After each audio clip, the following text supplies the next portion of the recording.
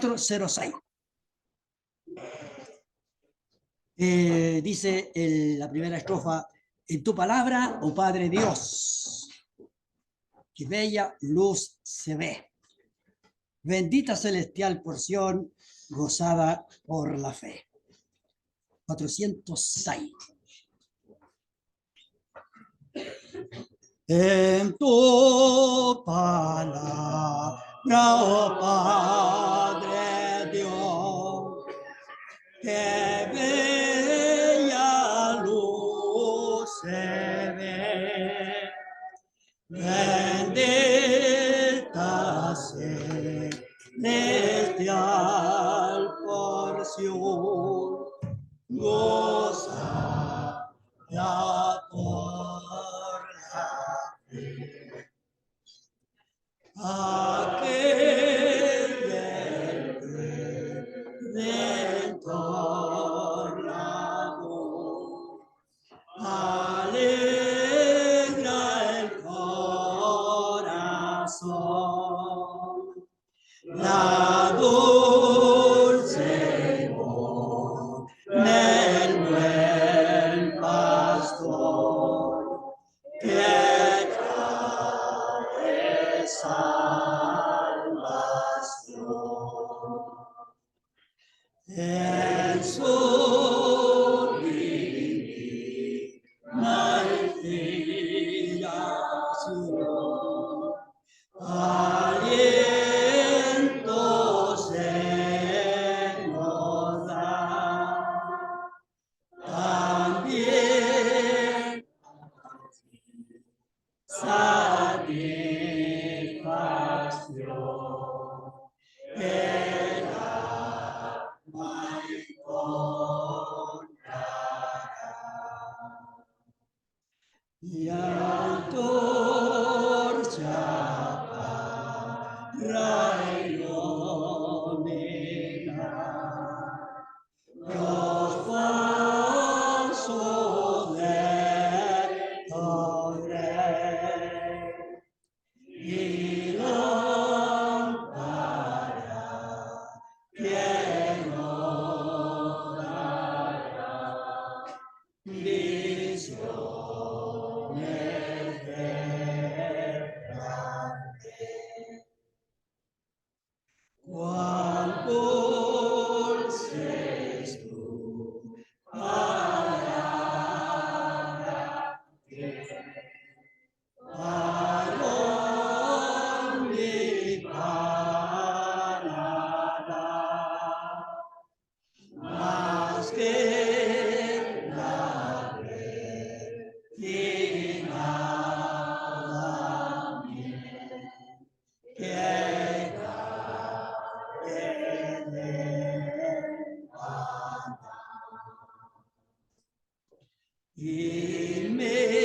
Ilmena de riqueza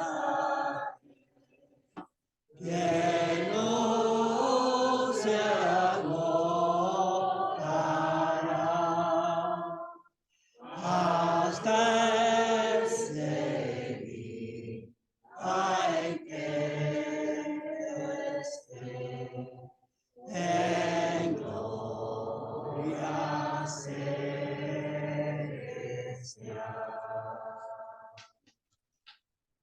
Muy alentador estar juntos, y una de las cosas preciosas es contar con esta palabra preciosa de Dios. Me deleita, sobre todo, que es un tremendo refrescante para nuestro ser. Así que, para no perder tiempo, vamos a orar para que así los hermanos ya están preparados para administrarnos este alimento sólido, energizante para nuestra salud. Así que oremos al Señor. Padre eterno, qué agradable es, oh Dios, hablar a ti, sabiendo que de ti procede todo bien, toda buena dádiva, todo don perfecto, toda riqueza. Tu palabra, oh Dios, como cantamos, es como aquella miel que destila del panal. Es cual tesoro, Dios, sacado de las profundidades de la riqueza de tu gloria.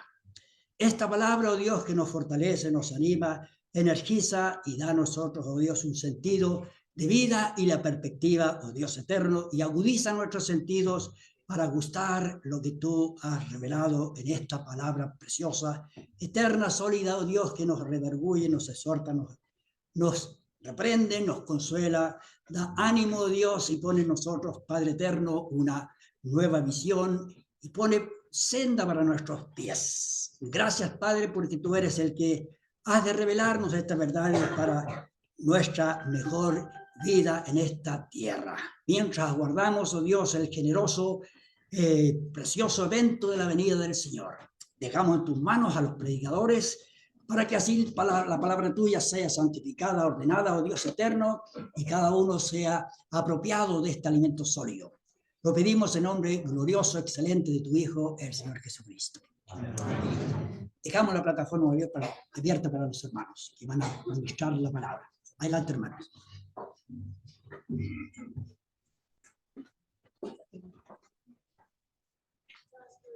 Sí. Permiso.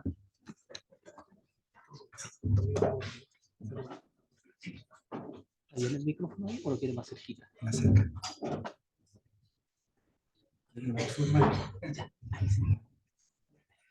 Bueno, quisiera hablarles de identificación con Cristo. Entonces, una realidad crucial a la experiencia cristiana en esta dispensación de la gracia de Dios es identificación con Cristo. Es una unión con Cristo. Este es un privilegio muy alto que en dispensaciones pasadas no fue la realidad de los creyentes. Los creyentes del Antiguo Testamento tuvieron grandes beneficios. Por ejemplo, tuvieron el beneficio de ser justificados por la fe, como Abraham, como David. Pero ninguno de ellos fue identificado con Cristo. Identificación con Cristo es un alto privilegio que pertenece a esta dispensación. Identificación con Cristo o unión con Cristo es lo que confesamos cuando nos bautizamos. Como dice el Epístola a los Romanos, capítulo 6, somos sepultados juntamente con Él para muerte por el bautismo, a fin de que como Cristo resucitó de los muertos por la gloria del Padre, así también nosotros vivamos en vida nueva. Confesamos nuestra identificación con Cristo en el bautismo en agua. El bautismo en agua no efectúa nuestra identificación con Cristo. Me recuerdo una vez que en forma muy graciosa el papá de David, que sería Don David, dijo, si una persona no creyente muchas gracias, es bautizada, si una persona no creyente es bautizada, entonces lo que pasa es que un pecador seco se transforma en un pecador mojado. Pero no pasa nada más, ¿sí? Porque el bautismo en agua es un símbolo de la realidad espiritual. Pero la realidad espiritual de la que el bautismo en agua es símbolo es unión con Cristo. Y esa unión es efectuada por el Espíritu Santo. Es el bautismo del Espíritu el que nos une con Cristo. Y cuando una persona confiesa al Señor como su Salvador, cuando cree en Él para vida eterna, cuando le confiesa como su Señor y Salvador, esa persona es bautizada por el Espíritu Santo. Se cumple lo que Juan Bautista dijo respecto del Señor: yo bautizo en agua, pero Él bautizará en Espíritu Santo. El bautismo del Espíritu Santo ocurrió en Pentecostés. Pentecostés es un punto culmine en la historia de la salvación. En Pentecostés, el pueblo de Dios recibió la promesa del Padre, el Espíritu Santo. Y entonces en Pentecostés ocurrió que la iglesia fue bautizada en un cuerpo. Como dice Cristo a los Corintios, fuimos todos bautizados en un cuerpo. A todos se nos dio a beber de un mismo espíritu. El Espíritu Santo vino a unir a los creyentes en Cristo, con Cristo y unos con otros, para formar por esa presencia divina del Espíritu en los creyentes un cuerpo, el cuerpo de Cristo unido a Cristo la cabeza. El bautismo del Espíritu. Esa es la realidad que está detrás del símbolo del bautismo en agua. Unión con Cristo. Ahora la doctrina de la identificación con Cristo, de la unión con Cristo, aparece en muchos lugares del Nuevo Testamento, pero el primer lugar donde aparece es lo que quisiera invitarles a leer hoy día, en esta tarde, y ese primer lugar ocurrió en el aposento alto, en la víspera de los padecimientos de Cristo por nuestros pecados. a pocas horas de experimentar los dolores de la crucifixión y el dolor del abandono y de ser hecho ofrenda por nuestros pecados. El Señor preparaba a sus discípulos para su partida. Él había estado con ellos por esos 3 años de ministerio público y habían estado con Él. Y Él había sido una presencia que los ayudaba, que los bendecía, que los fortalecía, que los enseñaba. Y entonces el Señor les dice: no os dejaré huérfanos, vendré a vosotros. Así que quisiera invitarlos a leer en Juan capítulo 14 y vamos a empezar la lectura en el capítulo 16, el versículo 16. Juan 14, 16. Esta lectura que vamos a hacer, vamos a leer las 4 ocasiones en que el Señor habla del Espíritu Santo que va a ser dado a los creyentes en Pentecostés. Y esas 4 veces que aparece una palabra que él usa, porque de modo peculiar se refiere al Espíritu Santo aquí como el Consolador. Vamos a leer esas 4. Entonces, Juan capítulo 14 y versículo 16. Y yo rogaré al Padre y os dará otro Consolador para que esté con vosotros para siempre. El Espíritu de verdad, al cual el mundo no puede recibir porque no le ve ni le conoce, pero vosotros le conocéis porque mora con vosotros y estará en vosotros. No os dejaré huérfanos, vendré a vosotros. Todavía un poco y el mundo no me verá más, pero vosotros me veréis. Porque yo vivo, vosotros también viviréis. En aquel día vosotros conoceréis que yo estoy en mi Padre, y vosotros en mí, y yo en vosotros. El que tiene mi mandamiento y los guarda, ese es el que me ama. El que me ama será amado de mi Padre, y yo le amaré y me manifestaré a él. Le dijo Judas, no el Iscariote: Señor, ¿cómo es que te manifestarás a nosotros y no al mundo? Respondió Jesús y le dijo: el que me ama, mi palabra guardará, y mi Padre le amará, y vendremos a él, y haremos morada con él. Mejor traducción, haremos morada en él. El que no me ama, no guarda mis palabras, y la palabra que habéis oído no es mía, sino del Padre que me envió. Os he dicho estas cosas estando con vosotros. Mas el Consolador, esta sería la segunda mención, el Espíritu Santo, a quien el Padre enviará en mi nombre. Él os enseñará todas las cosas y os recordará todo lo que os he dicho. Ahora veamos capítulo 15 y también versículo 26. Pero cuando venga el Consolador, a quien yo os enviaré del Padre, el Espíritu de verdad, el cual procede del Padre, él dará testimonio acerca de mí. Ahora el capítulo 16, para la última mención, y el versículo 7. Pero digo la verdad, os conviene que yo me vaya, porque si no me fuera el Consolador no vendría a vosotros, mas si me fuere, os lo enviaré. Y cuando él venga, convencerá al mundo de pecado, de justicia y de juicio. De pecado por cuanto no creen en mí, de justicia por cuanto voy al Padre y no me veréis más, y de juicio por cuanto el príncipe de este mundo ha sido juzgado. Aún tengo muchas cosas que deciros, pero ahora no las podéis sobrellevar.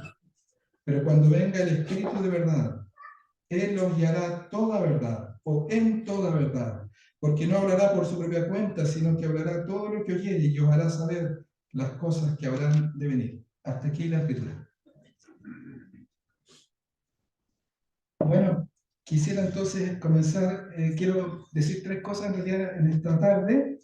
En la primera quisiera hablarles del Consolador, que es esa palabra, ese carácter del Espíritu como Consolador. Es la primera vez que se usa aquí en el Evangelio de Juan. Antes ha hablado del Espíritu o del Espíritu Santo. Aquí el Consolador y también el Espíritu de verdad. El Consolador. La promesa del Consolador, la venida del Consolador. En segundo lugar, el ministerio del Consolador. Y por último, quiero reflexionar en esa expresión del Señor: os conviene que yo me vaya. Y después quisiera decir algunas palabras de aplicación, porque, como me dijo una vez un hermano, toda escritura tiene demandas éticas sobre nosotros. Pero el Consolador, yo rogaré al Padre, dice el 16, y os dará otro Consolador para que esté con vosotros para siempre. La palabra es parácletos. Y Parácletos es muy difícil traducir al español porque tiene una riqueza de significado muy amplia. Significa una persona que ayuda, pero sin la idea de que sea inferior. O sea, el ayudador puede ser perfectamente mayor que nosotros. Como dicen los salmos, Yahvé es mi ayudador. Entonces, el ayudador, pero sin ningún sentido de inferioridad del ayudador, al contrario, es la persona divina del Espíritu Santo. Ayudador, consolador también. Por ejemplo, la profecía de Isaías, donde dice consolados, consolados, traducido al griego, es la misma palabra paracaleo. Parácletos, paracaleo, el verbo paracaleo. Consolación es una idea que está. Ánimo, ayuda, intercesión. Y también la palabra abogado, uno que actúa en defensa, que protege y que representa. Es una presencia ayudadora, uno que ayuda. Yo correré al Padre y os dará otro consolador. Otro consolador. Varias veces hemos escuchado que otro significa otro igual a mí. Es otro igual a mí. Alos, otro consolador. Otro como Él. Él dice, no os dejaré huérfanos, vendré a vosotros. Y la forma de no dejarnos huérfanos es que va a enviar al Espíritu de Dios. Esa es la promesa. Fíjense que antes en este Evangelio, la presentación que el evangelista Juan hace del Espíritu Santo es muy similar a los sinópticos, Mateo, Marcos y Lucas. El Espíritu desciende en forma corporal sobre paloma, sobre Cristo, y Juan escucha las palabras del que lo envió, sobre quien ve descender el Espíritu de Dios como paloma y que permanece sobre él. Ese es el que bautiza con el Espíritu Santo. En Juan 3, el Espíritu es vital para el nuevo nacimiento, para la regeneración.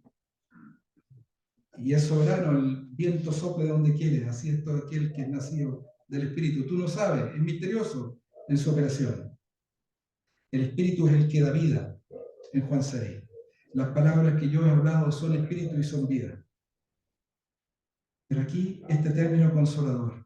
Y el énfasis es uno que va a estar con el pueblo de Dios y lo va a ayudar en el periodo de la ausencia de Cristo y para siempre, pero desde ahora y para siempre.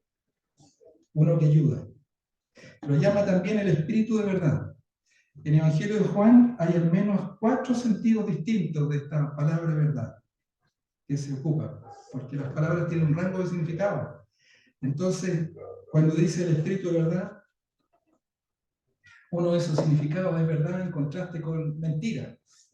En Juan 8, por ejemplo, el diablo miente desde el comienzo. Yo que digo la verdad, ustedes no me creen. Verdad en contraste con mentira, una representación fiel de los hechos, exacta de los hechos. También en el Evangelio de Juan, verdad en sentido de final y cumplimiento final de lo que antes era anticipatorio y preliminar. Por ejemplo, la ley por medio de Moisés fue dada, pero la gracia y la verdad vinieron por medio de Jesucristo. No que en la ley hubiera algo que no fuera verdadero, no que en la ley no hubiera gracia, porque había mucha gracia en la ley y mucha verdad en la ley, pero la verdad final y la gracia final, la expresión final de eso que era anticipatorio en la ley, es Cristo. El Espíritu, la verdad, en el sentido del fin, del don último de Dios, del don de Dios en los últimos tiempos, del don de Dios en la consumación, en el final de los días. El Espíritu de Dios era la promesa de la salvación final, de la realización final de la salvación, anticipada por los profetas. Dios iba a derramar su espíritu sobre toda carne e iban a ser una comunidad de fe profética. Vuestros hijos y vuestras hijas profetizarán, vuestros ancianos verán sueños. El espíritu en medio del pueblo de Dios, todo el pueblo profético, todo el pueblo, el espíritu derramado. El espíritu es el don final de Dios.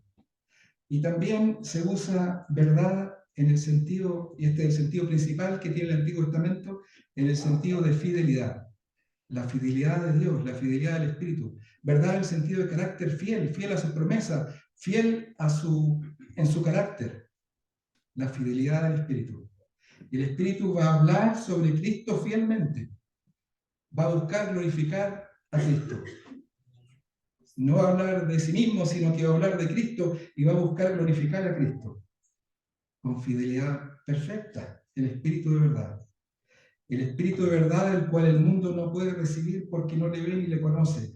Pero vosotros le conocéis porque mora con vosotros. Significa lo que pasó fue que este grupo de creyentes que estaba ahí, estos 11 discípulos, eran creyentes de la antigua dispensación y iban a pasar desde ser creyentes de la antigua dispensación a ser creyentes de la nueva dispensación del Espíritu. Y entonces, como creyentes de la antigua dispensación, porque mora con vosotros, son creyentes y el Espíritu está con ellos. Pero esta es la nueva dispensación, estará en vosotros, en Pentecostés. La realidad posterior, la realidad de la fe, de la comunidad de la fe, posterior a Pentecostés, es que el Espíritu Santo muere en nuestro cuerpo y por eso nuestro cuerpo individualmente es templo del Espíritu Santo y por eso todos juntos son modificados como casa espiritual, donde Dios mora, morada de Dios por el Espíritu. Estará en vosotros. El don del Espíritu Santo en Pentecostés, la promesa del Padre. Y este Espíritu Santo está tan profundamente identificado con Cristo el Señor, que dice el verso 18, no os dejaré huérfanos, vendré a vosotros. Él dice, vendré a vosotros. Y la forma en que va a venir a su pueblo es en su Espíritu. Porque cada una de las personas divinas está en la otra. Ese es el ser de Dios, esa es la unidad de Dios, ese es el un Dios. Esa expresión de esa unidad de Dios es que el Padre es en el Hijo y en el Espíritu, el Hijo es en el Padre y el Espíritu es en el Padre y en el Hijo. Un Dios en tres personas. Vendré a vosotros y va a venir en la persona del Espíritu. Tal como el que me ha visto a mí, dijo el Señor, ha visto al Padre. Tal como el Padre estaba en el Hijo. Y las palabras que el Hijo habló fueron las palabras que el Padre le dio que hablase, y las obras que hizo fueron las obras que el Padre hizo. De la manera que el Padre estuvo en el Hijo, y por eso el que ha visto al Hijo ha visto al Padre. De la misma forma, vendré a vosotros en el Espíritu. En el Espíritu. O sea, el Hijo de Dios viene a nosotros en el Espíritu. Su presencia espiritual en nosotros. Nuestro hermano oraba y esperamos su presencia física. Pero en este tiempo de su presencia física, disfrutamos su presencia personal en nosotros, por su Espíritu. Esa es la promesa y esa es la realidad. Nada menos que esto es ser cristiano. Y si alguno no tiene el Espíritu de Dios, dice la Biblia, no es de él. En esta dispensación es así. En esta dispensación, si alguno no tiene el Espíritu de Dios, no es de él. Porque la realidad cristiana de cualquier creyente es que el Espíritu de Dios mora en él. Todavía un poco, dice, y el mundo no me verá más. Está a poco tiempo de ir a la cruz. Entonces todavía un poco y el mundo no me verá más. Pero vosotros me veréis. Lo iban a ver durante un breve tiempo de 40 días en sus apariciones posteriores a la resurrección. Como ese primer día de la semana en que resucitó y se puso en medio de ellos y les dijo paz a vosotros. Y le mostró sus heridas. Pero no solo lo iban a ver esas pocas veces por esos 40 días. Todavía un poco y el mundo no me verá más, pero vosotros me veréis. Físicamente las apariciones posteriores a la resurrección, pero con los ojos de la fe, siempre. Vosotros me veréis. Con los ojos de la fe con que Moisés se sostuvo viendo lo invisible. Vosotros me veréis. Por el poder del Espíritu que está en su pueblo, vosotros me veréis. Porque yo vivo. Vosotros también viviréis. Su muerte a nuestro favor nos compró la vida. Y el Espíritu dentro nuestro, su función, su ministerio hacia nosotros es revelarnos a Cristo. Y le miramos por fe. Porque yo vivo, vosotros también viviréis. En aquel día, esa palabra se usa muchas veces en los profetas, pero ahora está muy cerquita. El cumplimiento es muy cercano, porque aquel día ocurre 50 días después de la Pascua. Es el día de Pentecostés. En aquel día vosotros conoceréis que yo estoy en mi Padre, y vosotros en mí, y yo en vosotros. En esta ocasión, poco antes, Él les ha dicho, yo estoy en mi Padre. ¿No crees que yo estoy en mi Padre? No perciben esa realidad. Y si miramos los evangelios, nos damos cuenta que los evangelios, los apóstoles nunca entienden. Pero viene el Espíritu Santo y de repente entienden. Y dicen, esto se cumplió aquí, esto se cumplió acá. Esto fue lo que pasó. Me acordé de la palabra del Señor. Esto fue lo que ocurrió. El Espíritu está iluminando y trayendo a su memoria las cosas que ocurrieron, iluminándolas con luz nueva, revelando a Cristo. En aquel día vosotros conoceréis que yo estoy en mi Padre y vosotros en mí y yo en vosotros. Percibimos esa realidad. La percibimos ahora por la fe. Percibimos nuestra unión con Dios. Percibimos nuestra unión con Cristo por su Espíritu que mora en nosotros. Yo todavía me recuerdo, tenía 14 años cuando creí en el Señor. Y fue la primera vez que me acuerdo vívidamente haber mirado al cielo y haber dicho Padre. Y la realidad, que el Dios del Dios Todopoderoso era mi Padre. Mi Padre. Y el Espíritu dentro nuestro el que grita, Abba Padre. En aquel día, de Pentecostés en adelante, esta es la realidad de todos los creyentes en esta dispensación. Conoceréis que yo estoy en mi Padre y vosotros en mí y yo en vosotros. Y ahora él dice, explica cómo será esto. El que tiene mis mandamientos y los guarda, ese es el que me ama. Y el que me ama será amado por mi Padre. El amor del Padre. Y yo le amaré y me manifestaré a él. Estas manifestaciones de Cristo son manifestaciones espirituales. Son todo este periodo de su ausencia. Percibimos a Cristo, percibimos al Padre, percibimos al Espíritu. Escuchamos su voz. Nos damos cuenta cómo pone delante nuestro la realidad tremenda, trascendente de las cosas invisibles. Judas no el Iscariote dice, Señor, ¿cómo es que te manifestarás a nosotros y no al mundo? Respondió Jesús y le dijo, el que me haga mi palabra, guardará. Esa es la característica de los creyentes. El que me ama mi palabra, guardará. Un creyente guarda la palabra. La retiene. Mi palabra, mi Padre le amará. Y vendremos a él y haremos morada con él. O en él. Y entonces este versículo nos dice que como el Padre está en el Hijo y en el Espíritu, al venir el Espíritu, el Dios Trino hace su morada en nosotros. Porque mi palabra guardará y mi Padre le amará y vendremos a él. El Hijo, el Padre y el Hijo vienen al creyente en el Espíritu y haremos morada en él. La preposición es para, la mejor traducción es en. Haremos morada en él. Esa es la realidad de este tiempo. Esa es la promesa del Espíritu, de este tiempo de tremendo beneficio, de consumación. En el Nuevo Testamento, la primera venida del Hijo inaugura el reino de Dios en la tierra. Falta la consumación con su segunda venida. Y estamos entre las dos venidas en este periodo intermedio. Pero en este periodo intermedio disfrutamos de bienes escatológicos, de promesas escatológicas de salvación. Y una de esas, central a esa, es el Espíritu. El Espíritu Santo. El que no me ama no guarda mis palabras y la palabra que habéis oído no es mía, sino del Padre que me envió. Os he dicho estas cosas estando con vosotros, pero el Parácletos, el Consolador, el que ayuda, el que intercede, el que consuela, el que fortalece, el que anima, el Espíritu Santo, a quien el Padre enviará en mi nombre. Porque su misión es glorificar al Hijo, alumbrar lo que el Hijo hizo. Los discípulos fueron sorprendidos por su muerte, fueron sorprendidos por su resurrección, no esperaban ninguna de estas cosas a pesar de todo lo que les dijo.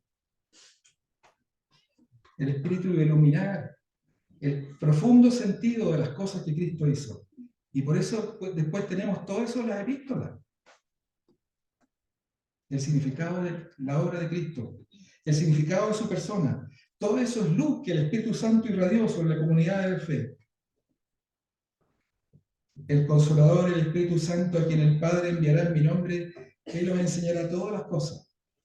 El Señor les había enseñado, pero el Espíritu va a seguir la obra del Señor y les va a enseñar todas las cosas. Y os recordará todo lo que os he dicho. Y tenemos para nosotros esas cosas registradas en el Nuevo Testamento. Os enseñará todas las cosas, os recordará todo lo que os he dicho. Los evangelios, enseñará todas las cosas, las epístolas. Y el capítulo 16 escuchamos que Él nos va a anunciar las cosas que son por venir. No solo la realidad de este tiempo, pero también el libro Apocalipsis, la inspiración del Nuevo Testamento. El Espíritu Santo produjo la Biblia, es una obra maestra, magistral.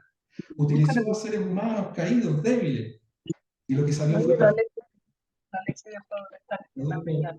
una obra perfecta. Y hará todo. Esto dijo, me dijo que no le gustaba. Sí, o sea, no por él, porque dice que era Sí.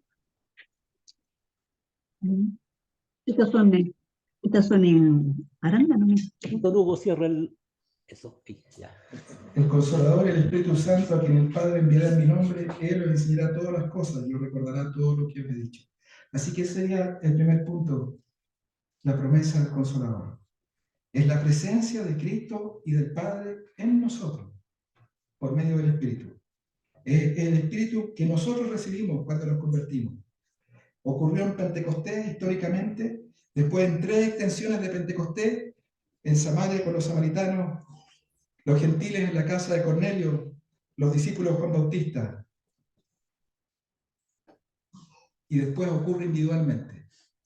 Cada vez que una persona recibe al Señor como su Salvador, el Espíritu Santo viene a morar en esa persona. Y a todos se nos dio a beber de un mismo Espíritu. Y fuimos todos bautizados por el bautismo del Espíritu Santo en un cuerpo, porque a todos se nos dio a beber del mismo Espíritu. Ahora quisiera pasar al segundo punto, la misión del Espíritu. Dice capítulo 15 y versículo, me parece que es 26. Pero cuando venga el Consolador, a quien yo enviaré, yo os enviaré del Padre, el Espíritu de verdad, el cual procede del Padre, Él dará testimonio acerca de mí. Él dará testimonio acerca de mí. Ese testimonio que el Consolador va a dar acerca de Cristo. Esa es su misión. Ese testimonio que Él da acerca de Cristo es un testimonio al mundo y a los creyentes. El testimonio al mundo aparece en el 16 cuando dice, cuando Él venga, convencerá al mundo de pecado, de justicia y de juicio. De pecado por cuanto no creen en mí.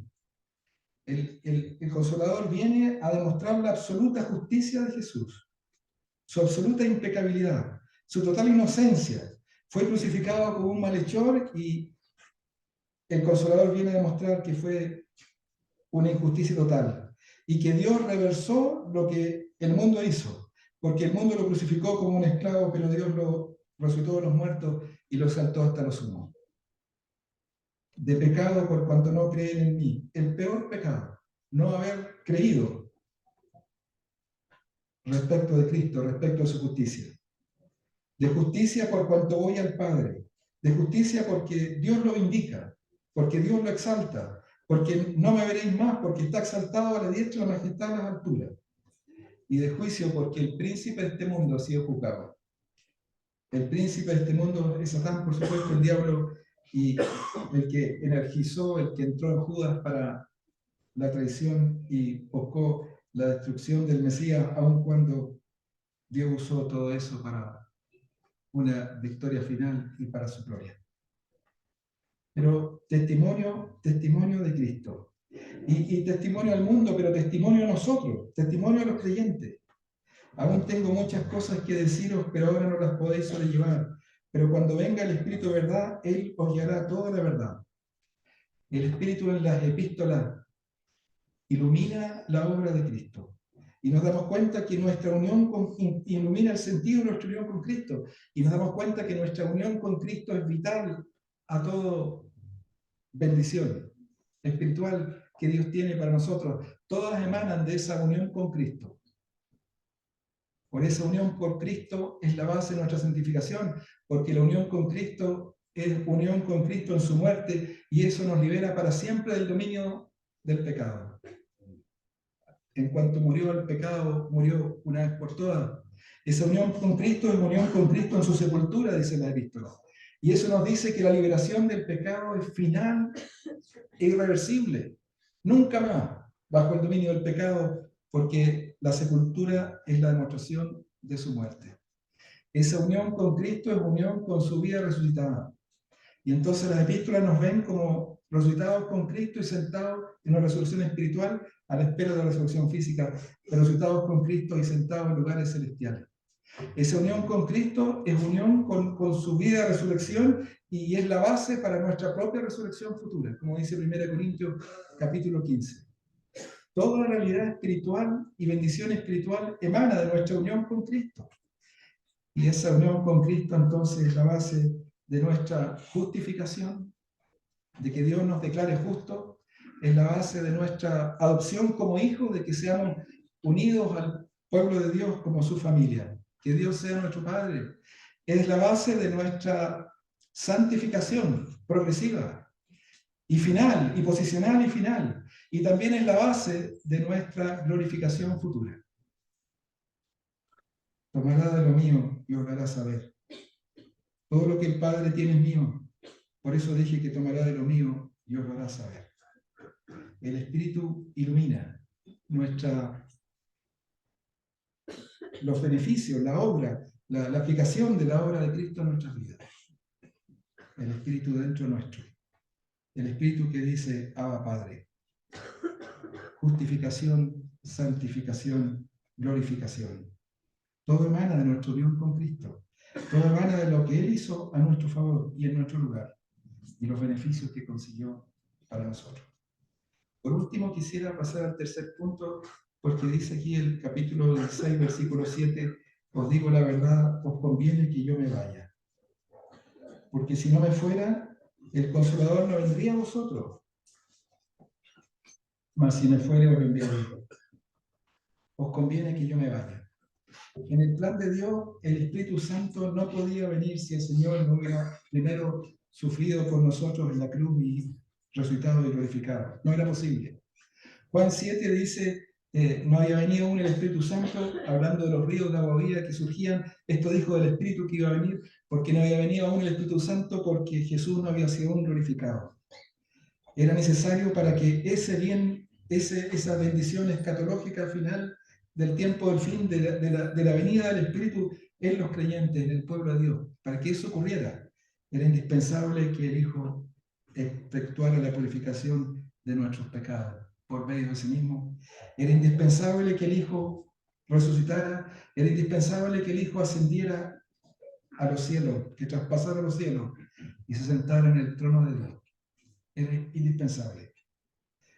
Y desde esa posición de poder absoluto, Señor del cosmos, siéntate a mi diestra hasta que ponga a tus enemigos por estrado de tus pies.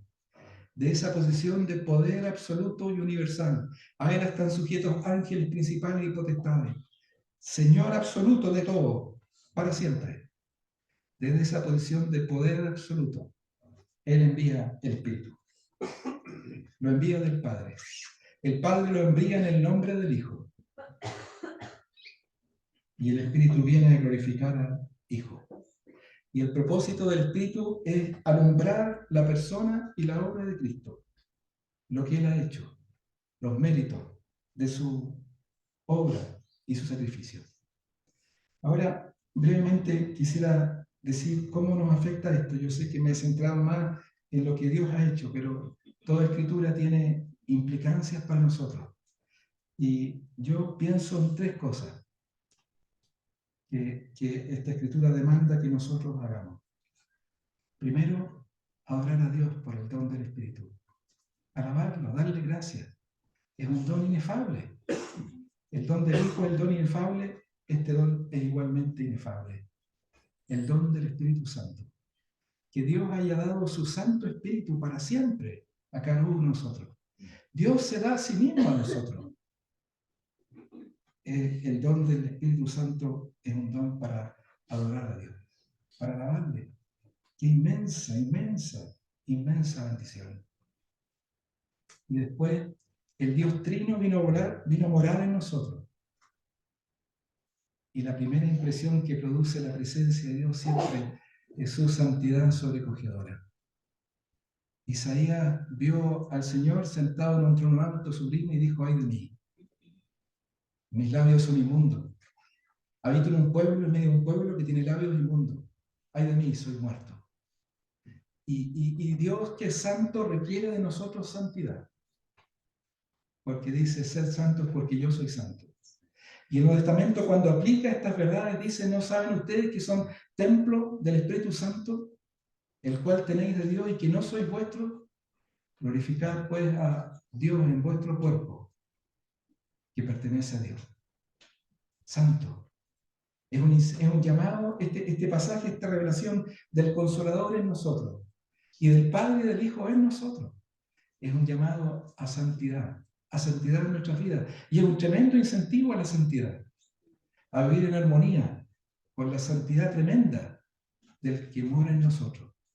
Es el mismo que está en el trono en el cielo.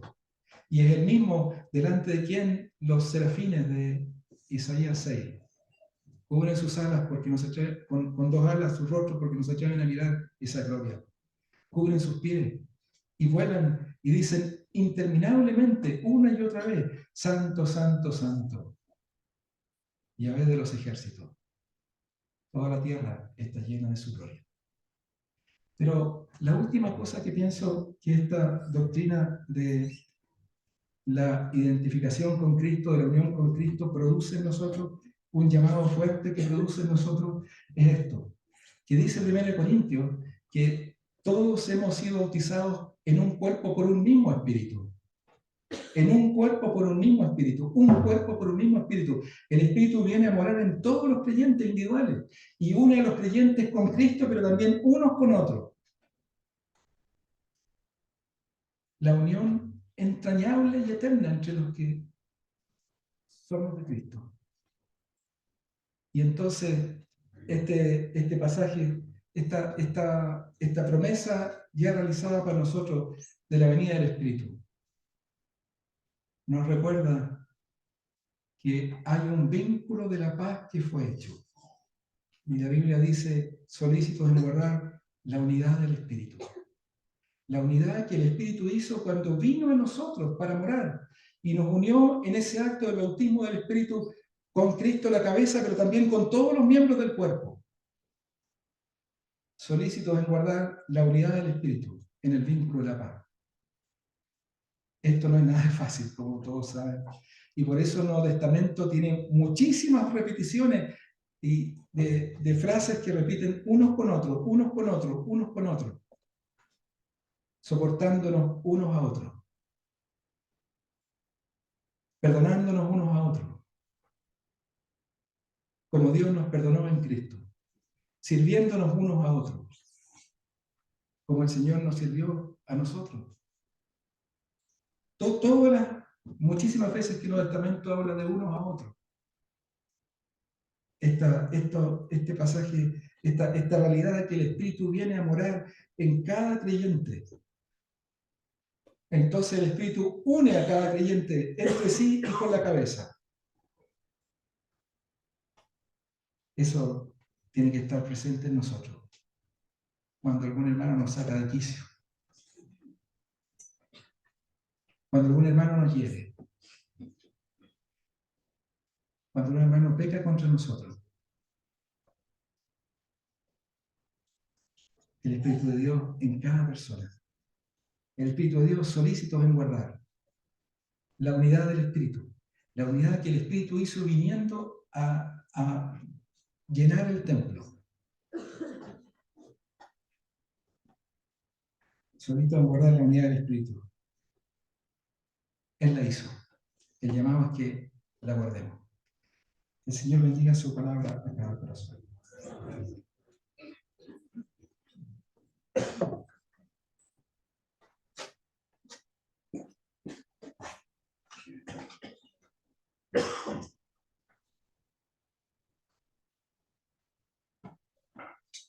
Estoy seguro que sepamos el 374. 374. Porque si no lo sabemos, a ver, si lo sabemos. ¿Sí? No lo sabemos. Entonces el 398. Y es tampoco. 398, Cristo siempre está conmigo. Su promesa firme está. ¿Tampoco? Bueno, terminemos en el 899. El 899 puede ser en pie, por favor. Yo sí que supongo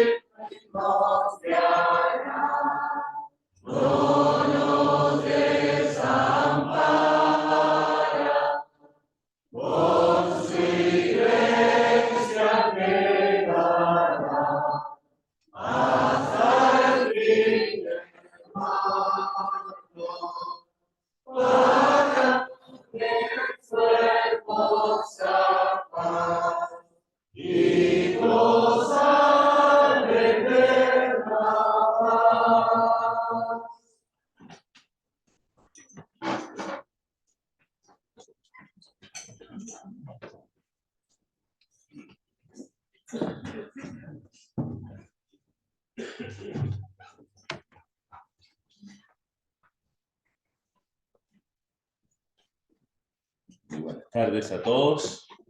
Contentos que hayan llegado algunos, otros han tenido que ir, pero estamos contentos que hayan venido. Y qué interesante el tema que tomó nuestro hermano Salvador. Y algo bien, una doctrina muy interesante. Creo que hemos sido bendecidos, como tal cual el ministerio de nuestro hermano Rodolfo esta mañana.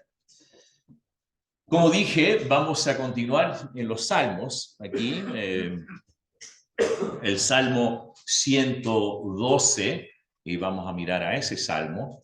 Esta mañana estuvimos mirando al Salmo 111 y descubrimos que era un salmo supuestamente, posiblemente, mejor dicho, escrito por un levita, una persona que se preocupaba del pueblo. y vimos cómo él intentó de animar al pueblo, el remanente que había vuelto de Babilonia, y no estaba, la situación no estaba ideal. Y cuando volvieron, estaban desanimados, ya estaban adoptando ciertas características que no correspondían al pueblo de Dios.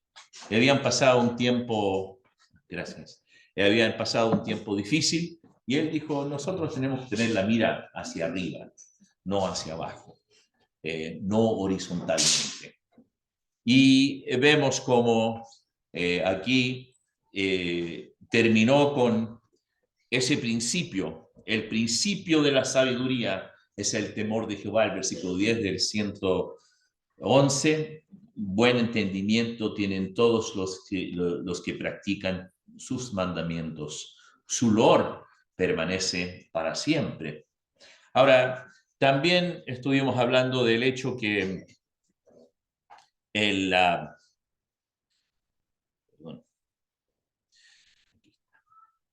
a compartir mi pantalla.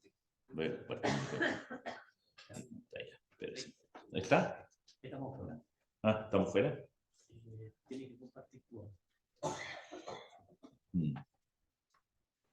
Ya. Comparta la pantalla. Ah, ya.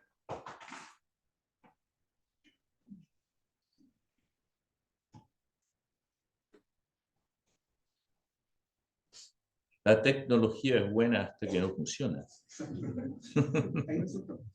Ahí resulta, ya.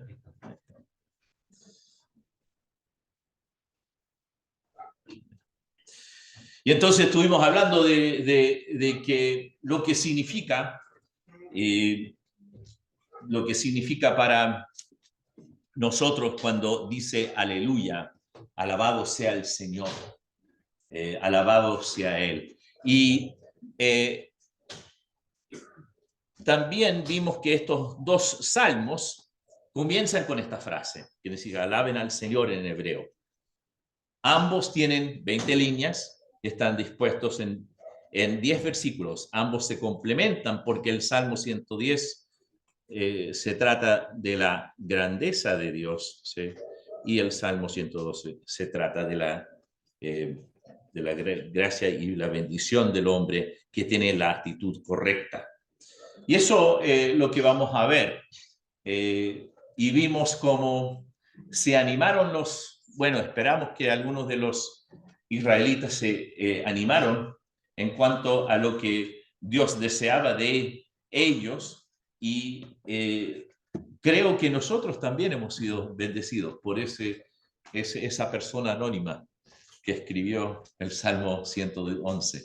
Nunca pensaba que iban a ser bendecidos nosotros, o él ni pensaba que en algún momento en el año 2023 hemos sido bendecidos por un salmo que se escribió en un contexto totalmente distinto, pero tiene una aplicación a nuestras vidas. Es interesante, como vimos esta mañana, y ahora, si el Salmo 112, comencé con el título en la predicación anterior, poned en práctica, era el título. Aquí es benditos son.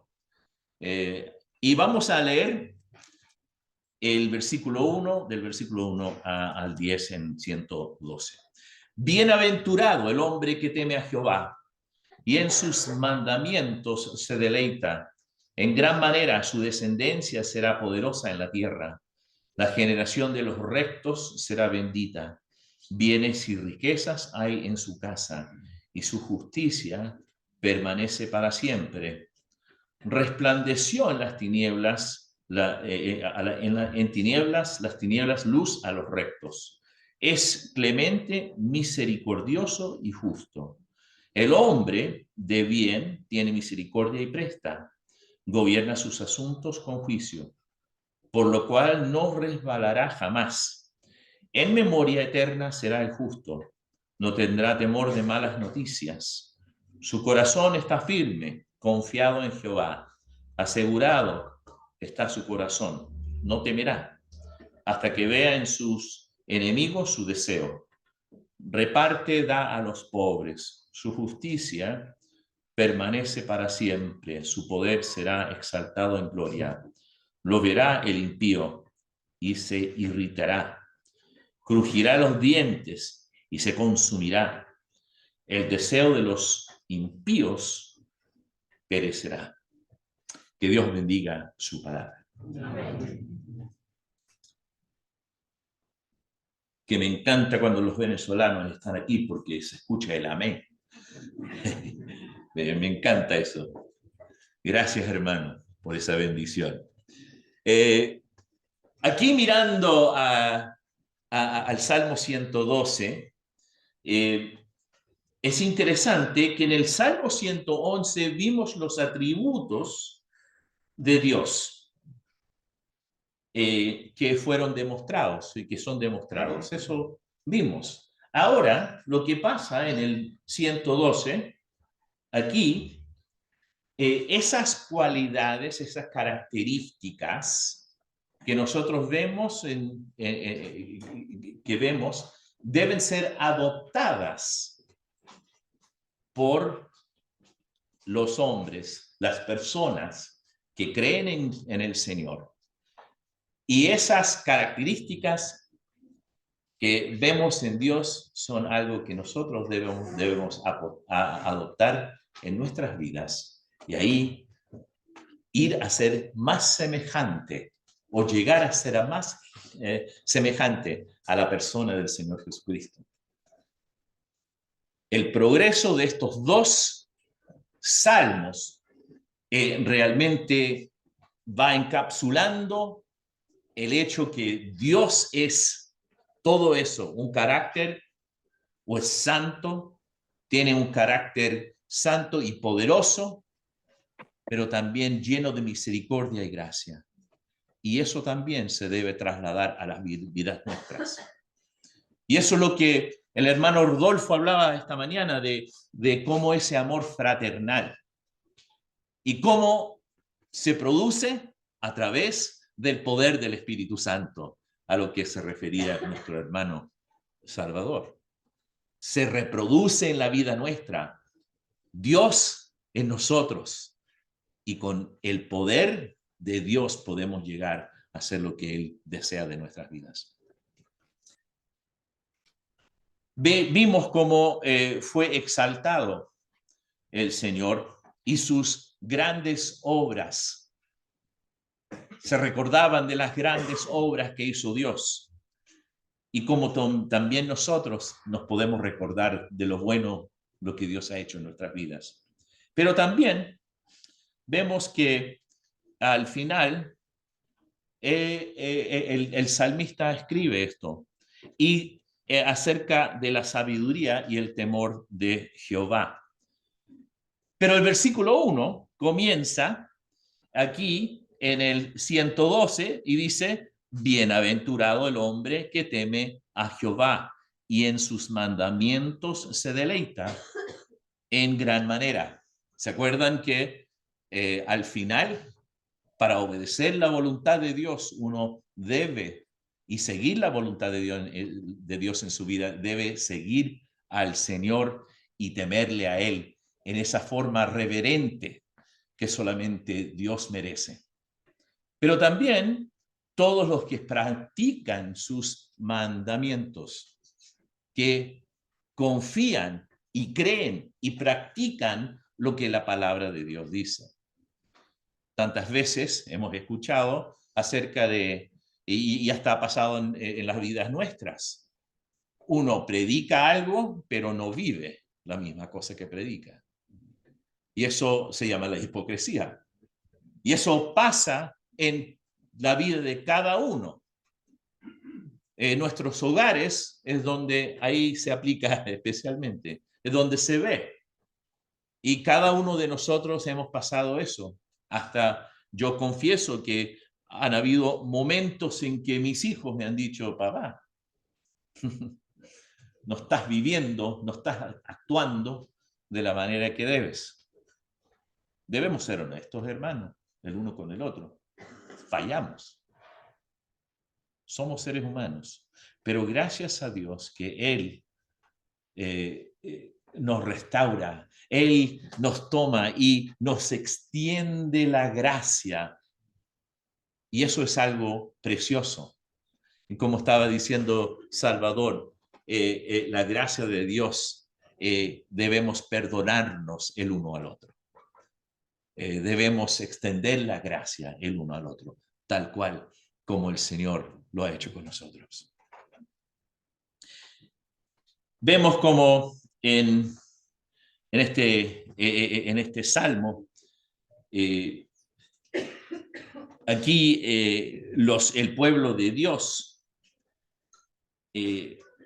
está viviendo un tiempo difícil y el comenzar una vez más la vida en la forma y en el contexto de Jerusalén y reedificando su vida no era poca cosa.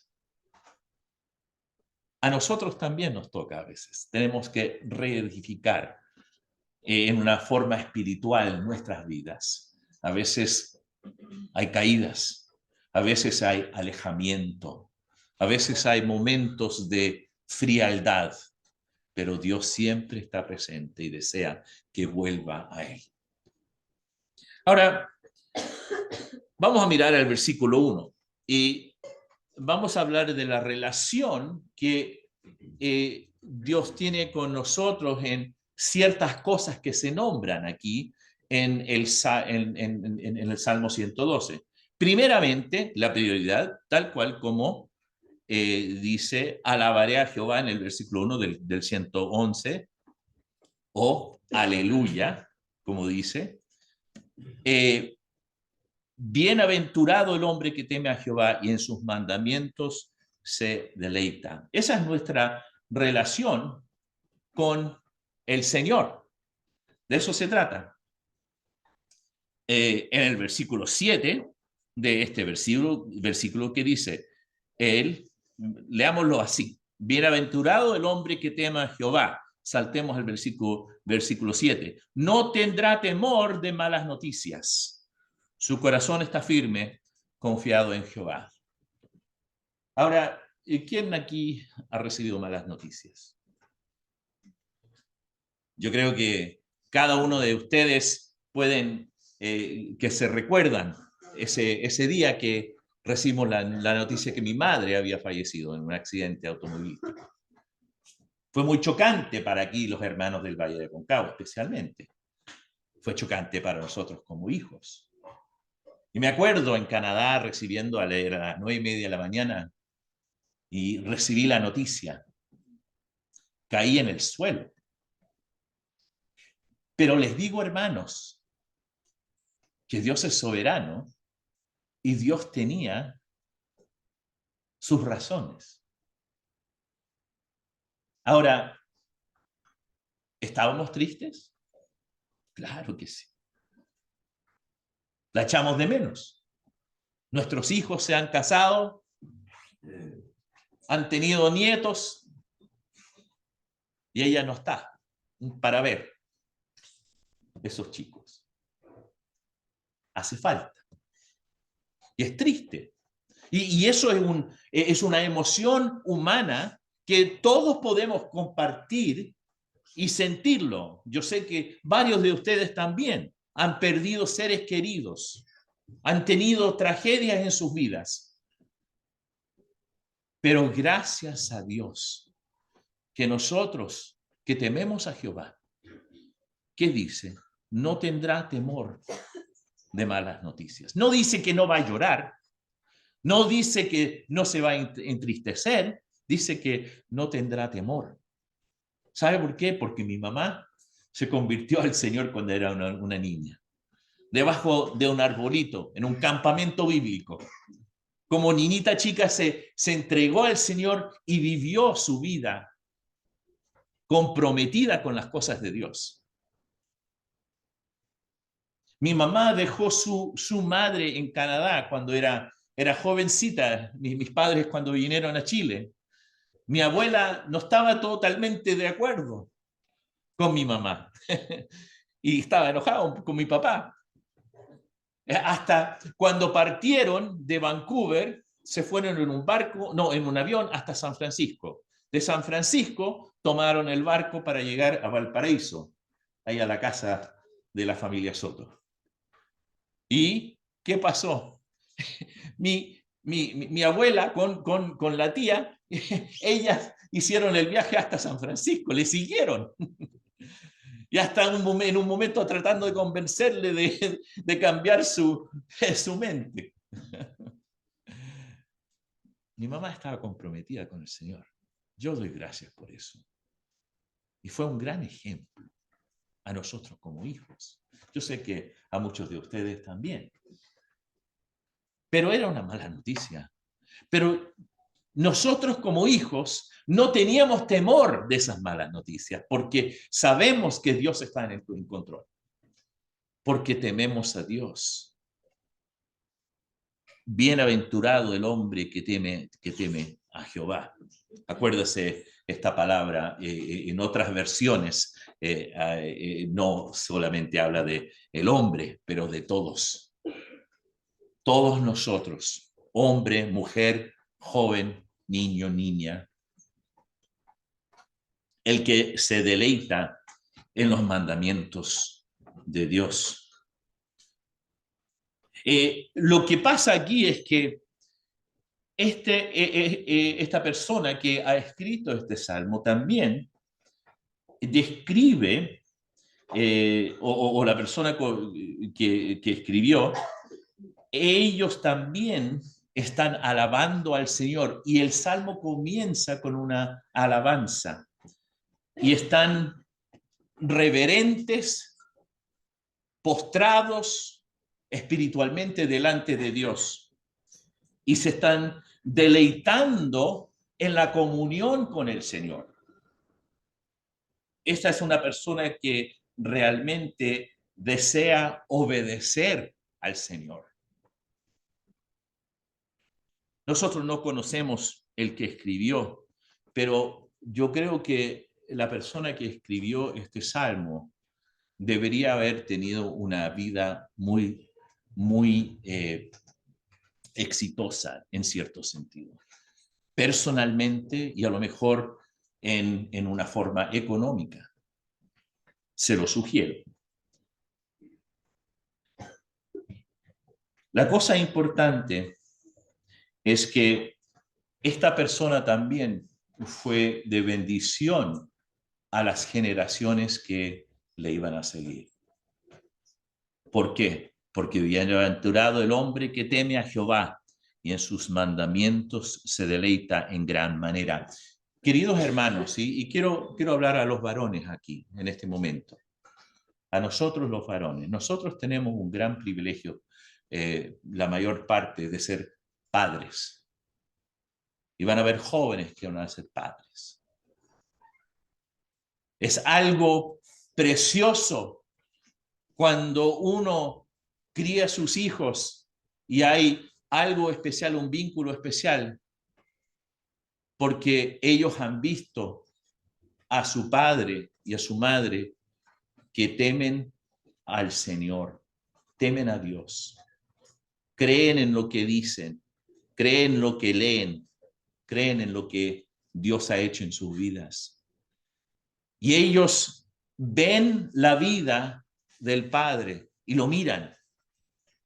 Y si en algún momento usted como padre se siente que ha fallado,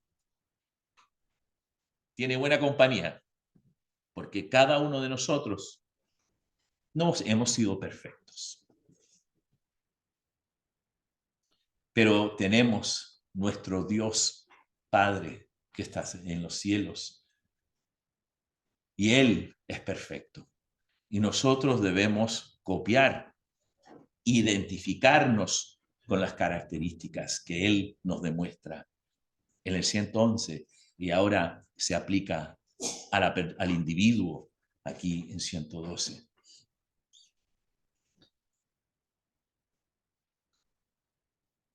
Estaba contándole a los hermanos aquí el día domingo acerca de algo que hace poco aprendí de mi abuelo. Yo no sabía esto. Mi abuelo, el papá de mi padre. Mi abuelo, él cuando estaba en Gales, empezó a trabajar en un barco marinero que iba por todas partes y su tío era el capitán y lo trataba muy mal. Y de repente él quiso salirse de eso y también quería buscar su padre, porque mi abuelo, que en ese momento tenía como unos 20, 21 años de edad, él era inconverso y buscó y fue a Canadá porque había escuchado que su padre estaba en Canadá. Ya él había dejado la familia y vino o se fue a Canadá. Y él lo buscaba y se encontró con un caballero que también era de Gales. Este hombre resultó que fue su futuro suegro. Pero esto, él le contó la historia y él dijo, yo estoy buscando a mi padre, quiero encontrarlo. Ahora, en fin, yo creo que lo encontró y había formado otra familia. Pero mi abuelo, cuando hablaba con este hombre que era creyente, le dijo, mire, tú estás buscando tu padre terrenal. Cámbiate de enfoque y busca el Padre eternal. El Padre que te puede satisfacer, que realmente te va a amar. Y con eso empezó ese proceso y él se convirtió al Señor. El resto es historia. Se formó una familia, cuatro hijos, un varón, 3 niñas, tal cual como mi familia, un varón y 3 mujeres, y mi papá vino aquí a Chile y ahora nosotros como hijos hemos sido parte de esa bendición que hemos recibido. Pero ¿qué era? Es que mi abuelo, y fue un gran hombre de Dios, era un hombre que temía a Jehová. Eso es algo que me acuerdo con sus enseñanzas. Y él tenía un acento galés cuando hablaba el inglés. No era un inmigrante a Canadá, pero un hombre que realmente temía a Jehová. Y eso traspasó a mi padre, a mis tías, y eso se ha transmitido a una familia que estamos sirviendo al Señor. No todos son creyentes todavía, pero dentro de la familia muchos de nosotros estamos siguiendo al Señor. ¿Por qué? Que empezó con un caballero en un tren conversando con otro caballero acerca de lo que debe buscar. El temor de Dios es algo que tiene un valor que sobrepasa toda cualquier otra cosa, cuando uno realmente se somete a lo que Dios desea de la vida de una persona. Nuestra relación con el Señor, uno se puede deleitar en gran manera. Es interesante estas dos palabras, el temor y el deleite. Es la misma, como el mismo versículo. El temor y el deleitarse. Cuando uno teme, generalmente no se está deleitando. No está gozando porque tenemos miedo. Pero cuando uno teme a Jehová, teme a Dios, puede deleitarse de los mandamientos, de las instrucciones que Dios da. ¿Por qué? Porque Dios es bueno y quiere lo mejor para las vidas de sus hijos. Él desea lo mejor. Entonces, cuando vengan las malas noticias, no tenemos que temer, porque sabemos que Dios tiene sus razones, aunque no las entendamos en este momento. A lo mejor en este trayecto de nuestras vidas no las vamos a comprender. Pero Dios tiene sus razones. Él tiene su manera. Sabemos que la Biblia dice, mis pensamientos no son como los tuyos, ¿verdad? Las maneras y la manera en que Dios hace las cosas es totalmente distinto a nosotros. Y cuando confiamos en Él, damos gracias. Ahora, eso no significa que nosotros estamos aquí buscando y mirando nuestros teléfonos, que viene una vana noticia para que yo sea espiritual. No, uno no. No, yo no deseo eso. Yo creo que cada uno que es padre siempre tiene especialmente cuando los hijos salen. Mis hijos ya son adultos. Uno ya está casado, se ha formado su familia hace un mes nomás. Pero tengo los otros dos todavía en casa. Pero ya son adultos, por decirlo. Llega la medianoche y no han llegado a casa y yo estoy nervioso. Yo estoy orando al Señor que lleguen bien, que no les haya pasado nada. Y siempre llegan y doy gracias al Señor. Porque uno no quiere malas noticias, pero si viene, debemos estar preparados para recibir todo y demostrar las características que Dios pide de nosotros.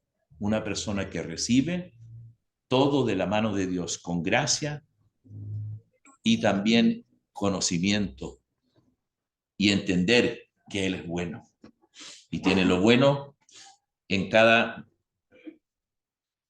bueno en mente para cada uno. Pero vamos a continuar. En los próximos versículos habla de la riqueza material, nuestra relación con el Señor, pero nuestra relación con la riqueza material. Vemos aquí en el versículo...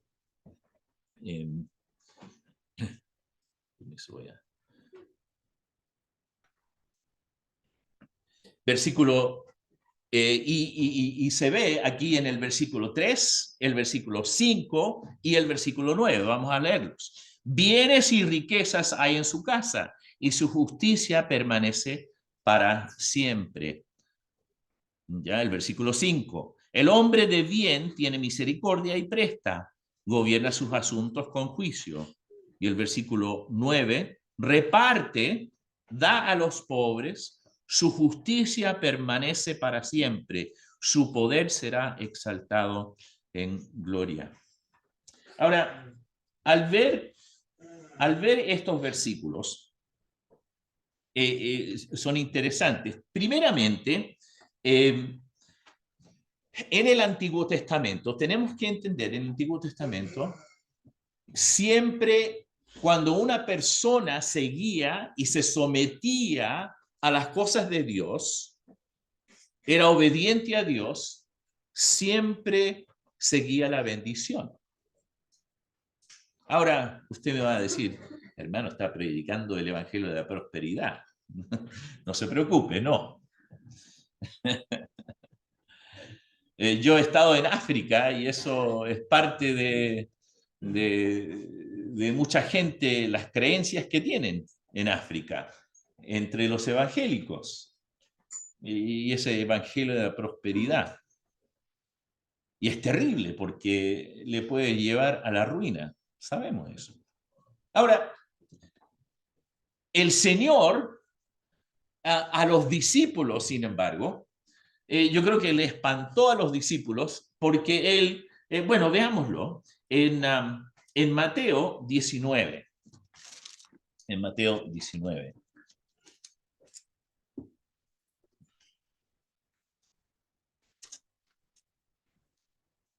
En Mateo 19,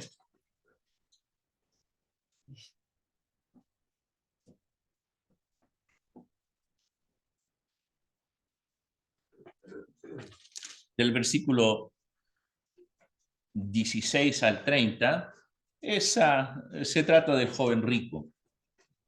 Y sabemos la historia, no la vamos a leer pero sabemos cómo el Señor conversa con este joven y él le enseña, le dice no matarás, y él dijo, bueno, le dice el Señor a él, ¿por qué me llamas bueno? Ninguno es bueno sino uno, Dios. Mas si quieres entrar en la vida, guarda los mandamientos. Y ahí el joven se entristeció y se fue porque tenía muchas posesiones. Usamos este ejemplo mucho en el Evangelio, ¿verdad? Pero los discípulos, versículo 25, sus discípulos, dice, oyendo esto, se asombraron en gran manera. ¿Sabe por qué se asombraron en gran manera? Porque si uno lee en Deuteronomio, allá en Deuteronomio nos enseña que la bendición del Señor o la prosperidad seguirá a aquel que obedece a Dios. Entonces ellos tenían esto en mente. Acuérdense que ellos tenían el Antiguo Testamento y esa era su base de enseñanza. Entonces ellos están diciendo, bueno, ¿cómo puede decir a este que el Señor le ha bendecido? Mira, que todas las cosas que tiene y tú le dices, vende todo. Es que tenemos que entender a lo que a lo que el Señor Jesús iba en este momento. El Antiguo Testamento, esa era la base, pero en el Nuevo Testamento vemos que cambia la cosa, porque ahí el Señor Jesús le dice, no es malo tener plata, pero cuando es tu ídolo, cuando es la cosa que tú te sacrificas para eso, tú sacrificas tu familia, tú sacrificas tus relaciones, tú sacrificas cualquier cosa para tener más y más, ahí es donde estás equivocado. Hasta los amigos de Job. Deberías haber hecho algo malo para recibir todo lo que te ha hecho abajo. No era eso. Nosotros entendemos esa historia también. Esa lógica es que piensan que si una persona pierde todo es porque Dios le está castigando. Ahora, sabemos que hay personas que tienen mucho dinero y toman una decisión equivocada, una inversión que se va a la derecha en vez de a la izquierda. Y también sabemos que una persona que se convierte al Señor deja algunos vicios al lado. Entonces, todos los fines de semana no está gastando su dinero en el trago o en otra cosa que le va a despistar. La persona que se convierte al Señor, ahí tiene más disciplina en esa. Esperamos que sí. Entonces, eso es algo que el Señor Jesucristo les enseñó a los discípulos, pero ellos tenían esto en mente. La prosperidad vendrá cuando uno obedece a Dios. Tal cual como dice aquí, eso pasa. Pero también tenemos que entender qué tipo de riqueza. Nuestra relación con las riquezas debe ser con una, por decirlo así, con una mano abierta, sin estar apretado con la plata. Y uno dice, bueno, es que hay aquellos que tienen más y aquellos que tienen menos. Es verdad.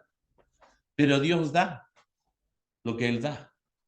Y si nosotros confiamos en Él, que Él tiene todo lo bueno para nosotros en mente, Él bendecirá de acuerdo con lo que nosotros podemos administrar.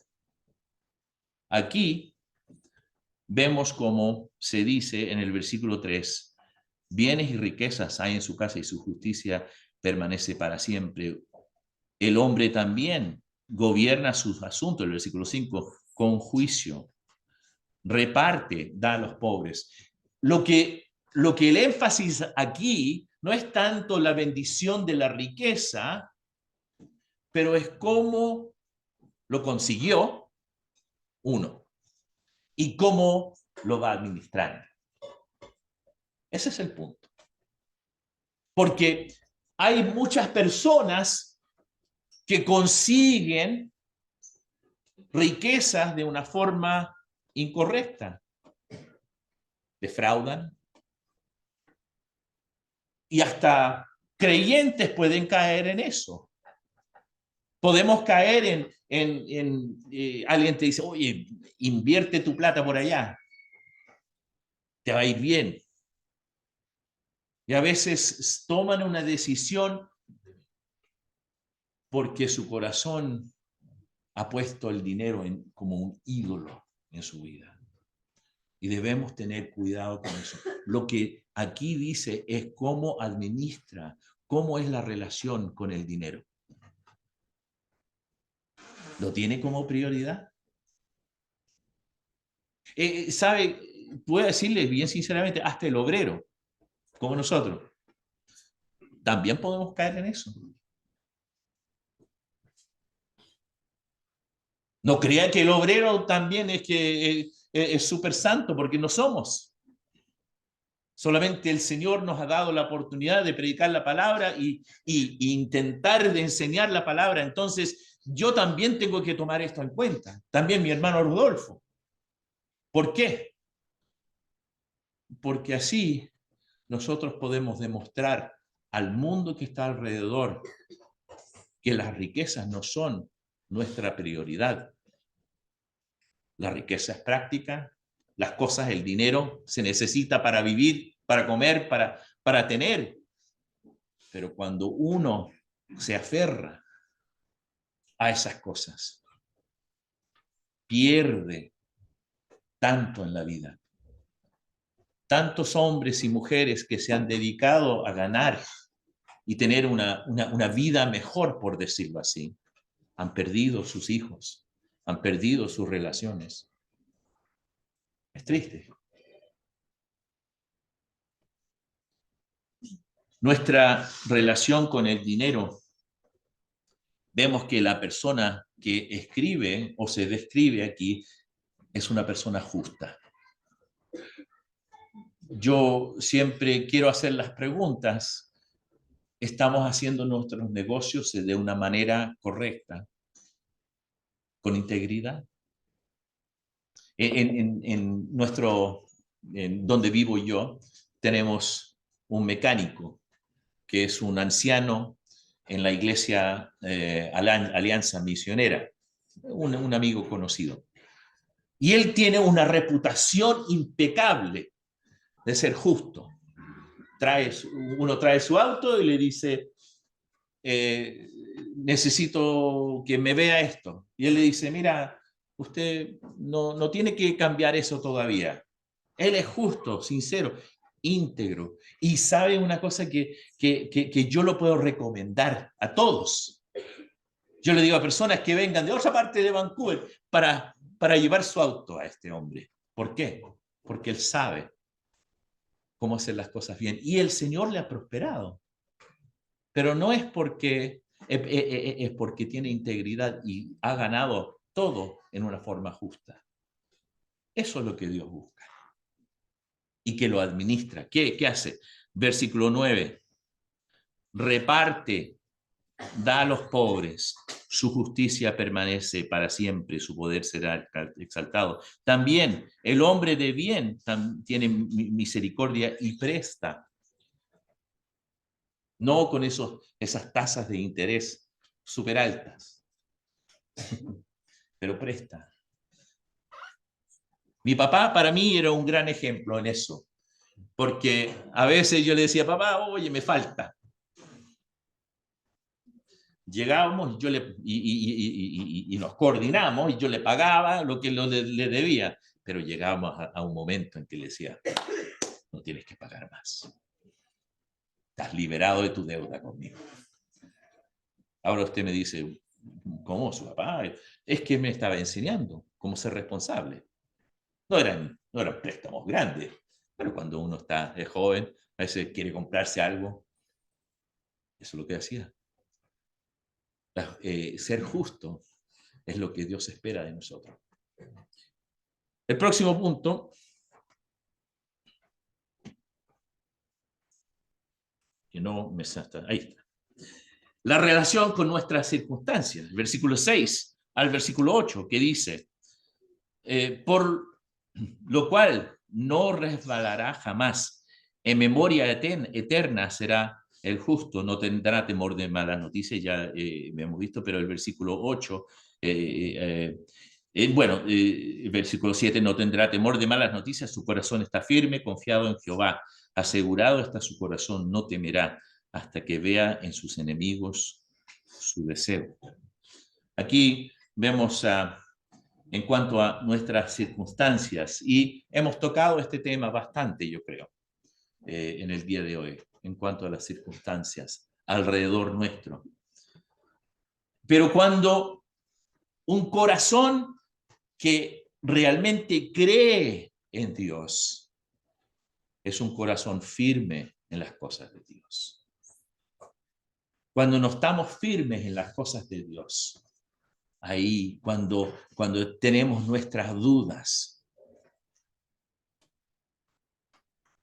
Eso lo he visto mucho en jóvenes cuando en el trabajo que he hecho, y no todos los jóvenes, no quiero categorizar a todos, pero en varios jóvenes que cuando no tienen una convicción real en las cosas de Dios, no están firmes, no entienden las doctrinas, no entienden lo que es Dios y qué puede hacer y cómo Él les puede guiar, no se someten. Ahí van resbalando por todos lados. No tienen esa firmeza. Pero gracias a Dios que nosotros podemos confiar en Él. Dios busca a aquellos que tienen una estabilidad en su vida. No significa que cuando uno pierde su trabajo por razones que son fuera de su control, que usted no es estable. O se va, como muchos de nuestros hermanos, por razones obvias de Venezuela y vinieron aquí a Chile. Era porque el país no estaba estable. Y entonces vinieron acá y se han puesto a trabajar, a formar sus vidas acá. A lo mejor un día volverán, no se sabe, ¿verdad? Pero están aquí, pero siguen estables. Eso es lo que Dios desea. Que una persona que sea estable en todo lo que hace. Y como dice el versículo, en memoria eterna será el justo. De las personas malas se cuentan las cosas malas. De las personas justas, de las personas que tienen integridad, uno se recuerda de ellos. Ustedes no conocen el mecánico de que les conté. Y yo le voy a contar. Te nombré en una conferencia. le voy a decir, ¿sabes por qué? Porque siempre ha sido honrado, ha sido honrado conmigo y con todos los que conozco. ¿Ve? Está en la memoria. Y ustedes ahora conocen un hermano, y en el cielo a lo mejor lo van a conocer. El mecánico, hermano. ¿Cómo está? Mira, don Kirchner. ¿Está de acuerdo? Ahora, estos versículos han sido de bendición para mí. Y en realidad yo comencé con el Salmo 112 en el mes de junio, leyéndolo y estudiándolo. Y en realidad era un mensaje para el Día del Padre. Pero este mensaje realmente me ha llamado la atención porque ha sido un desafío para mí, personalmente, queridos hermanos. Y espero que para ustedes también. Ahora, voy a concluir con el último. Nuestra relación con los inicuos.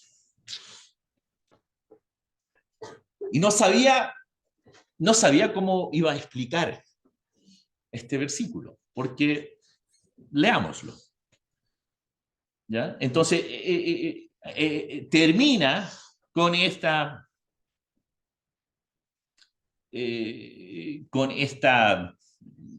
versículo que es un poco extraño. Ahora, antes de decir eso, quiero decirle que también yo no entiendo todo lo del hebreo. Yo creo que Salvador me puede ayudar con esto un poco, pero estos dos salmos son acrósticos.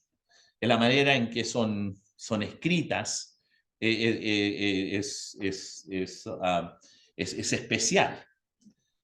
Y la razón era para que los israelitas pudieran memorizar estos salmos.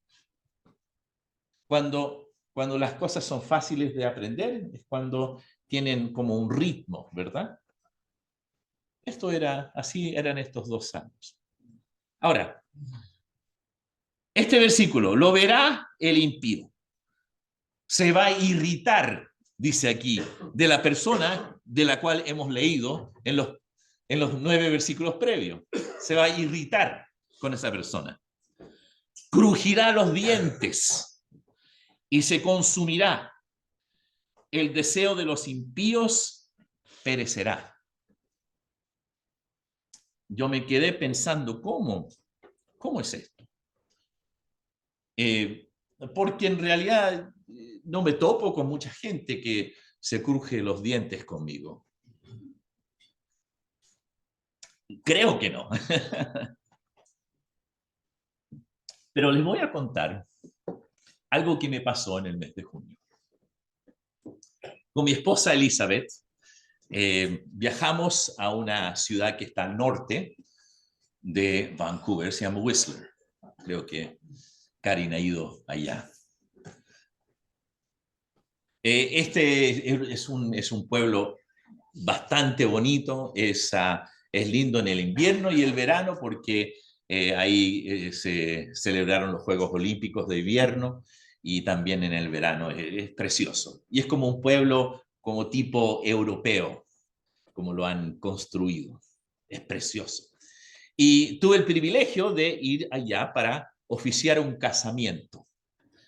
Y la familia nos invitó y quédense en este hotel. Entonces, yo me había comprado un auto nuevo para mí, un 2006, pero un auto nuevo para mí. Entonces, llegué allá, es bien bonito el auto, y llegamos allá al hotel y nos salimos y mi esposa y yo, Elizabeth, estábamos mirando y por debajo todo algo se estaba desparramando. Auto nuevo, estoy pensando cuánto me va a costar esto y el otro. Entonces tuvimos el ensayo para el casamiento. Después dije a Elizabeth, ella se quedó en el hotel, voy a encontrar un mecánico.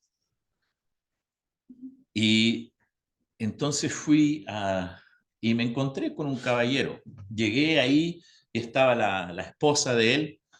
Ella ya, parece que ya era un día viernes, entonces parece que ya se estaba festejando el viernes un poco más temprano de lo que debiera, especialmente atendiendo al público. Y me di cuenta que estaba todo un poco desorganizado, estaba soldando algo y había un auto ahí, entonces no estaba cubierto.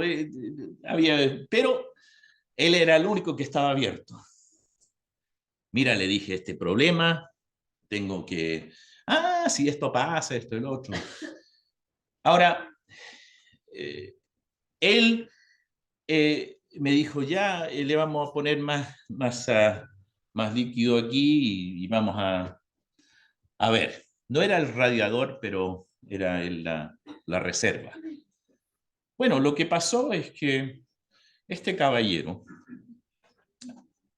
estuvo conmigo entre unos 5 a 7, a lo mejor 10 minutos. otra persona que se encargó de hacer algo también, pero dijo, yo quiero llevar llevarle y enseñarle cómo manejar este auto, porque es un auto bien bonito, me dijo. Entonces me llevó y empezó a mover todos los cambios y yo me quedé como, no creo que debo hacer eso a mi auto. Llegamos y la misma cosa ocurrió. Y ahí me di cuenta, él quiere que yo lo deje. Entonces yo le dije, bueno, ¿cuánto le debo? Me dijo, $100. Yo le dije, $100. Eso es como aproximadamente 60.000 pesos. 10 minutos de trabajo. Entonces yo le entré, lo pagué y dijo, deje su auto conmigo, deje su auto conmigo. Y lo que él quería hacer es repararlo y bueno, hacer un montón de cosas y hacerme pagar mucho más. Por unos días yo lo pensé. Y pensé en este versículo. Entonces yo pensé, él me había dado su número, entonces le mandé un texto. Y le dije, hola, y él me preguntó qué hacía, que yo era predicador, entonces me llamó el pastor David, así me llamaba. Entonces yo le escribí, querido, estimado, usted se ha equivocado conmigo porque cree que yo le iba a dejar mi auto y usted actuó muy mal, le dije. No era correcto lo que hizo y entonces usted tiene una mala reputación ahora. Eso no se hace. También yo escuché que él se está riendo allá atrás diciendo, ahora tenemos $100 para comprar las cervezas. Así dijo.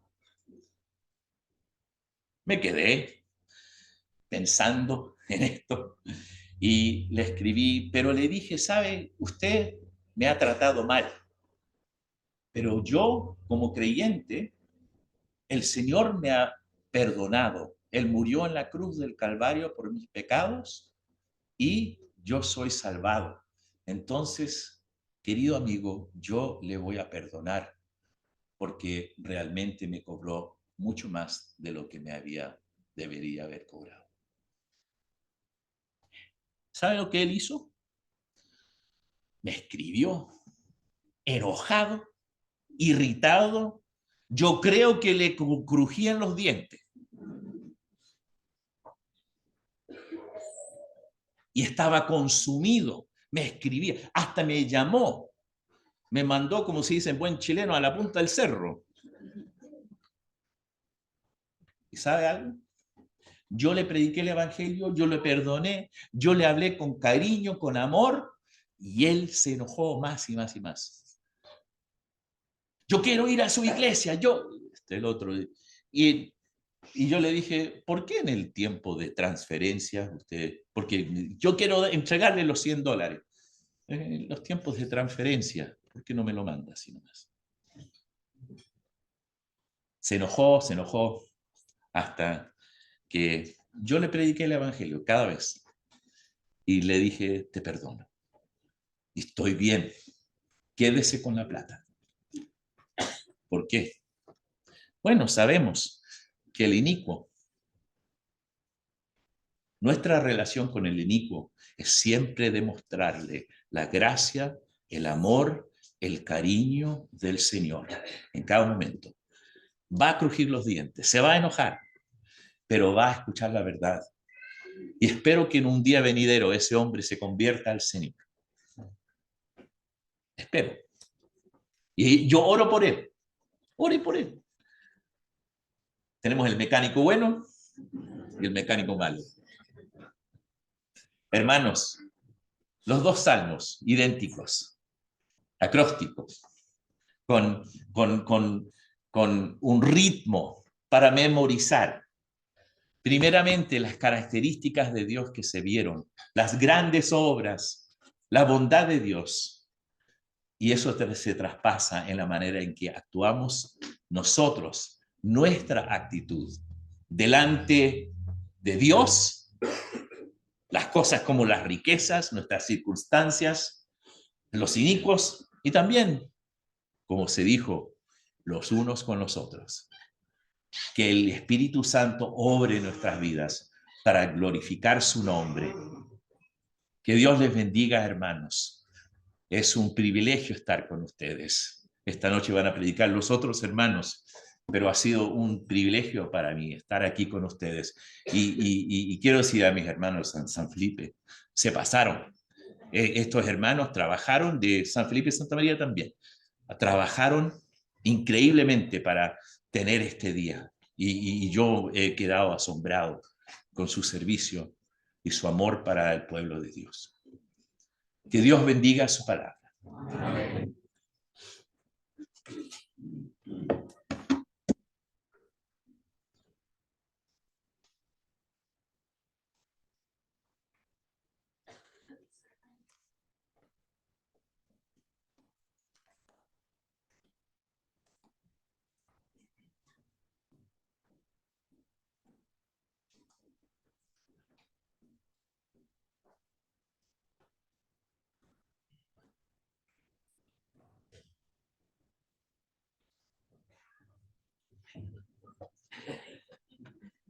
Estamos contentos con la presencia de tantos hermanos en esta tarde que vinieron de Santiago y de Valparaíso. Nosotros nos hemos sentido muy bien con todos ustedes, atendiéndoles bien, para que no los pelen allá.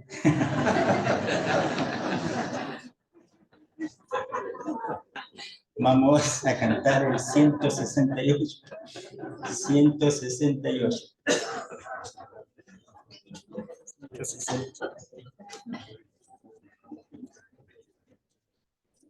Dice, en presencia estar de Cristo, ver su rostro, ¿qué será? Ver su rostro, ¿qué será? Es una pregunta. Cuando al fin en pleno gozo, mi alma le contemplará. Vamos a estar sentados nomás porque hay hermanas que no pueden pararse. El 168. Presencia está de Cristo, ver su rostro, ¿qué será? Cuando al fin en pleno gozo mi alma le contemplará. Cara a cara espero ver, más allá del cielo azul. Cara a cara en plena gloria, Jesús. Solo brazos puro velo, hoy le puedo aquí mirar. Vaya pronto viene el día, que su gloria demostrar. Espero ver, más allá del cielo azul. Cara a cara en plena gloria, hoy, Señor Jesús.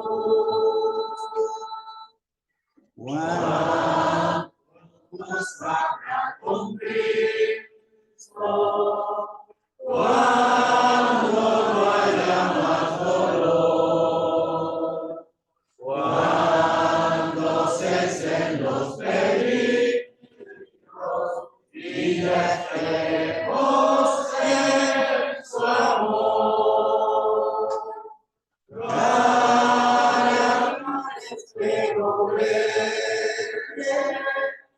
más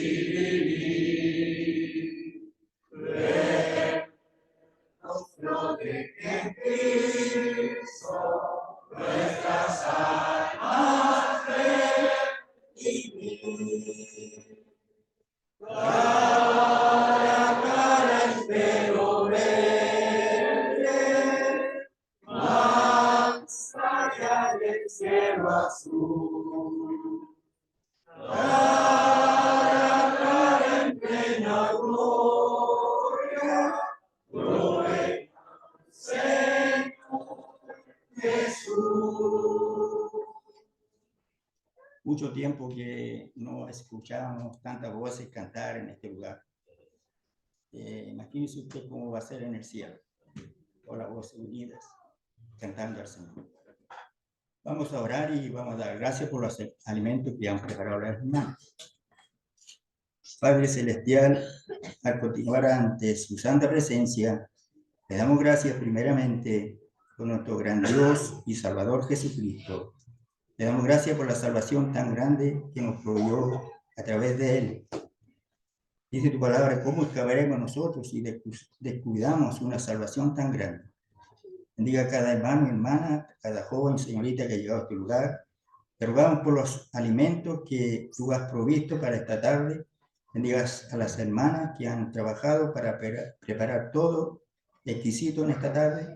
Lo dejamos todo en tus manos ahora, agradecido en el santo y bendito nombre de nuestro gran Dios y Salvador Jesucristo. Amén.